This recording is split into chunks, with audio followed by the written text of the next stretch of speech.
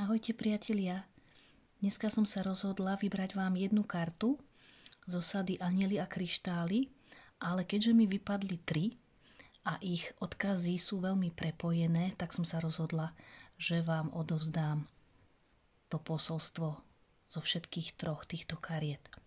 A hneď tú prvú máme kartu Jantár, kde je napísané, že odozdajte to Bohu.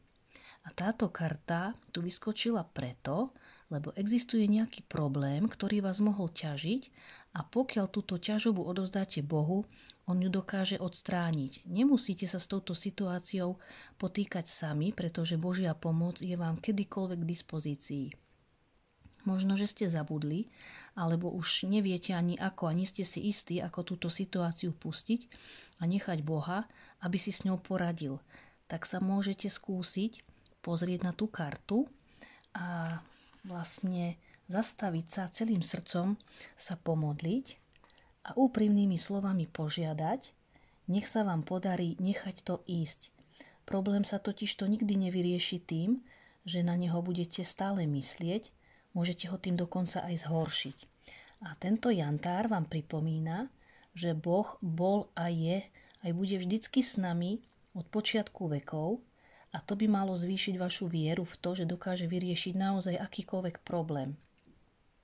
Najskôr mu ho ale musíte odovzdať, pretože Boh rešpektuje vašu slobodnú vôľu.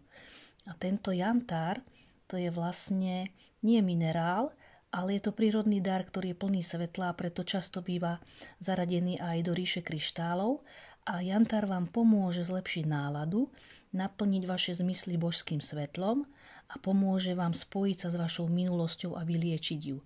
Čiže táto kartička nám smeruje do nejakej udalosti z minulosti alebo nedávno sa niečo udialo, nejaký problém, ktorý máte odovzdať Bohu. A hneď na to nadväzuje druhá karta, tam máme rodochrozit a tá nám hovorí o tom, že máte byť k sebe láskaví. Prichádza tento rodochrozit preto, že ste toho už veľa prežili a vyvíjali ste na seba veľký tlak. Teraz prišiel čas odpočívať a máte sa spamätať z toho všetkého, čo ste prežili. Ste to vy, kto musí prevziať zodpovednosť, aby mohol nastať odpočinok a zotavenie. Možno, že ste prežili nejakú veľmi znepokojujúcu situáciu a vaše srdce sa potrebuje vyliečiť zo starých traum alebo z nejakých nedávnych skúseností. Ak ste utrpeli nejakú stratu, doprajte si prosím čas uzdraviť sa a rešpektujte sami seba tým, že budete veľa spať, vyhýbať sa všetkému a všetkým s negatívnou energiou. Okúpte sa v jemnej energii, skúste napríklad nejaké ukľudňujúce rituály, pustite si relaxačnú hudbu, jedzte zdravé jedlo, niečo také, čo vám urobí dobre. A toto môže byť aj doba, kedy sa potrebujete stiahnuť do ústrania, ale zase nemali by ste sa izolovať od podpory, ktorá zase môže byť pre vás aj liečivá, pomohla by vám. No a tento rodochrozit je prekrásny ružový mangánový minerál, ktorý má ukľudňujúcu, jemnú a nežnú energiu.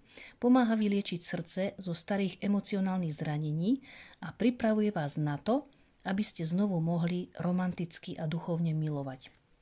A to milovanie môže byť aj o milovaní seba samého, o sebaláske. Čiže odozdať Bohu nejaké naozaj traumy, bolesti, utrpenie, zároveň byť k sebe láskavý, dovoliť si oddychnúť, dovoliť si to emocionálne liečenie a celé nás to vedie ešte k jednej kartičke Unakit a je to karta, ktorá tu hovorí o tom, že vaše modlitby sú zodpovedané a ja vám k nemu ešte tiež dám bližší odkaz, kde sa hovorí, že poslednú dobu ste sa usilovne snažili odpustiť, oprostiť sa a sústrediť sa na pozitivitu a jednotu.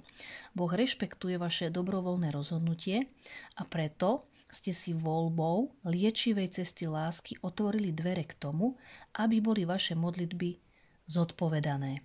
Boh počuje a zodpovedá všetky modlitby a nikoho nediskriminuje. Pokiaľ sme ale zavreli svoje srdcia a prerušili spojenie s Bohom, možno už nepočujeme tie odpovede, ktoré sú nám pošepkané. Taktiež negatívne zameranie môže zmenšiť vieru a tým spochybniť pravdepodobnosť, že Bohom vedené plány fungujú. Preto je táto karta znamením, že ste sa posunuli k vedomému spojeniu s Božou čistou liečivou láskou. Modlíte sa úprimne a ste ochotní prijať vedenie a pomoc. A táto pozitívna vnútorná zmena je odpoveďou na vaše prosby a kľud a šťastie.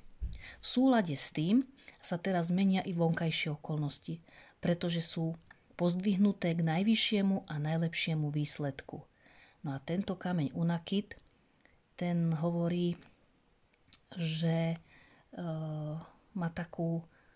že podporuje fyzické a emocionálne liečenie, pretože má takú mäkkú, nežnú energiu a on nám vlastne pripomína, že všetci sme súčasťou nádhernej Božej lásky.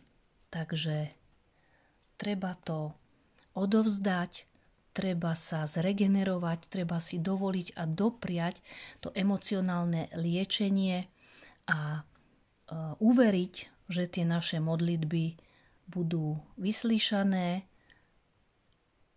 a že sa udeje presne to, čo v daný moment je pre nás to najlepšie.